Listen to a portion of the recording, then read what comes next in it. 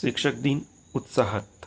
कुर्वेजनी model school Nagpur येथे रंगला शिक्षक गुणगौरव सोहळा. या डॉक्टर सर्वपल्ली राधाकृष्णन यांचा जन्मदिवस आज शिक्षक दिन म्हणून मोठ्या उत्साहात साजरा करण्यात आला. यानिमित्त शिक्षकांचा सत्कार करण्यात आला. शिक्षकाचे कार्य हे हृदयाकडून हृदयाकडे नेणारे असल्याची गोष्ट यावेळेस व्यक्त करण्यात आली.